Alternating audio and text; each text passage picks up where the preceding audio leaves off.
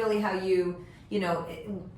how do you really prepare? That's how you prepare your sellers. How do you prepare your buyers for the market? What is some tricks on the buying side? Yeah, so on the buying side, again, we'll sit down with a good lender. Mm-hmm. Yeah. AKA get a clear financial picture. Clear financial picture. And I tell them all, a lot of times buyers will say, oh, I'm not ready right now. Mm-hmm. I want to buy in May. Mm-hmm. You're like, great. Then you need to be ready now. Right. Right. So I tell all of my people that they need to speak to a lender at least 6 months ahead of time. And a lot of them give me pushback. They're like, oh, I know my credit's good. I know I'll be fine. And so I tell them all the time. My husband, his name is Robert Heelan. Mm-hmm. His dad was Robert Heelan. There's no junior or the second or anything. So every time we go to buy something, there's something that comes up on our credit that got mixed up with him that we have to deal with. So it doesn't necessarily mean that it's something you did. Right.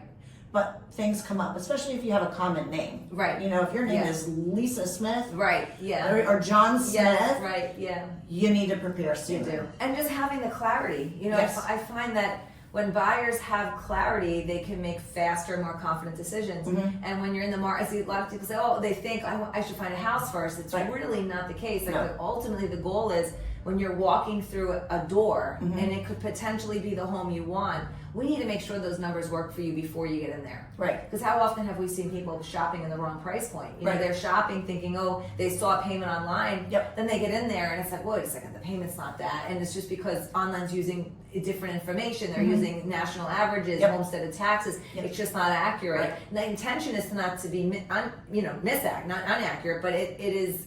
The issue is it is because the information that it's coming from is just old information. So it's really important to get that financial clarity. We've seen that time and time again. Yep. And it's funny because most people, when they come to me as a buyer, they say, I want to buy a house for $350, or I want to buy a house for $600. Yeah. And I'm like, well, what makes you say that? Yes. Like, where did you come up with that number? Right. Exactly. Yeah. Yeah. Right. Mm-hmm. Because it's not about how much the house is; it's about how much your monthly payment is. Right. And so, especially down here where we have so many homeowners associations and condo associations. Variances in insurance. Yeah. So are you east of 95 right, or exactly. west of 95? Right, exactly. Are you east of A1A? So it's really funny that people always say, yep, this is what I want to buy. Mm-hmm. And so then I start asking them, well, what monthly payment would you be comfortable with? They're like, I don't know, but I only want to spend $600. Yeah. And so I have to talk to them about how that looks. Okay, so I can start looking for you for a home in your price point. How do you feel about an association? Oh, I wouldn't mind. Mm-hmm. Okay, great. Well, associations run from $50 a year to $1,500 a month. Right. So we have to factor that in for our buyers. Right. So I think one of the first things I do with my buyers is to get them to convert how they think about what they're spending and where they're putting their money. Yeah.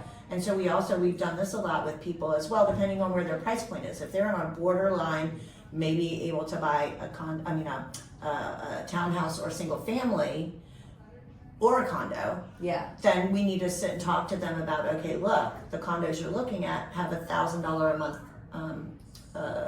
association fee.